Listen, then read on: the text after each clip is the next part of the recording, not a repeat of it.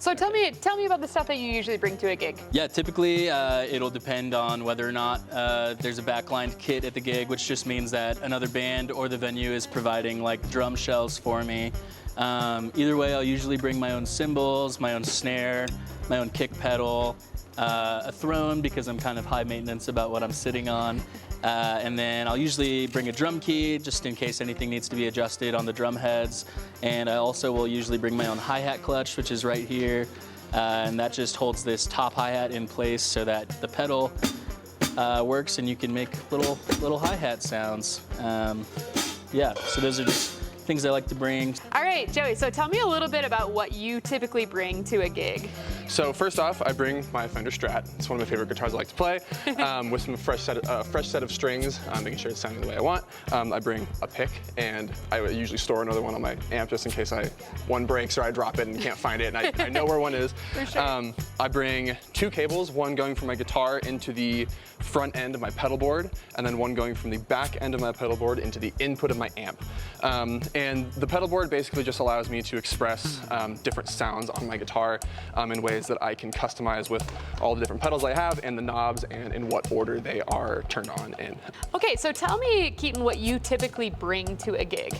I always make sure I check beforehand, make sure I don't need to bring an amp or a DI, because that would be the 2 ways I'd get my sound to front of house or to the audience. But I always make sure, obviously, my bass, amp if I need it, and then my pedal board, which has a lot of redundancies. Note that there's like an extra tuner, there is, it's a multi-effects pedal, it's called an HX Stomp, so there's amp modelers in there. So let's say I show up and I need an amp, but they don't have one, this can simulate an amp. I keep it very simple but redundant, so. Yeah, and so just like guitar, you're bringing a couple of your own 1/4-inch cables to go from your bass to the pedal board and then the pedal board out to the amp. Correct. I for sure need 2, but I always bring 3 just in case, because you never know. Yeah. In a show, things break or somebody forgets theirs. So that, a few extra picks if it's like a band I need a pick for, and yeah. Or the singer needs one. So. Yeah.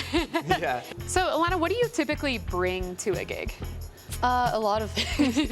I bring this guitar and my acoustic for different songs. I bring my pedal board, which it's pretty simple compared to Joey's. I have usually my compressor on the whole time, so it sounds like that. If I turn it off, it sounds like that, which is insane.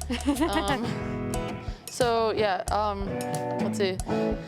I'll put on the blues driver, so it'll sound like.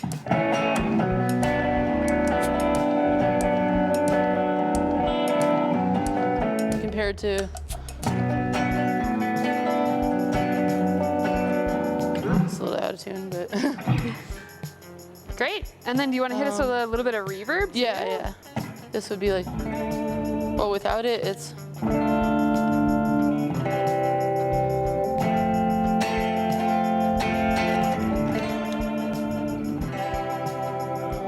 Just gives it some vibe, I guess. Yeah. And Great. I always bring a water bottle because I'm singing, so.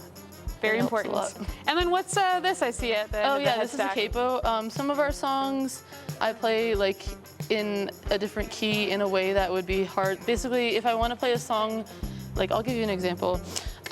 This song is like played as if it's open, so you know, like open chords, and so this is like the C instead of barring it like there, because of the way the song is. So if I want to bring that up to a different key, I'll use a capo. So without the capo, it sounds like.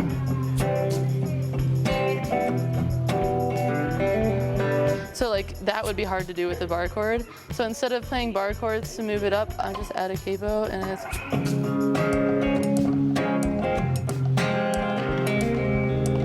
Great. And then it might help if you like want to sing it higher or something like that. Exactly. Like if you're changing the key kind of last minute or something, it's easier than transposing it.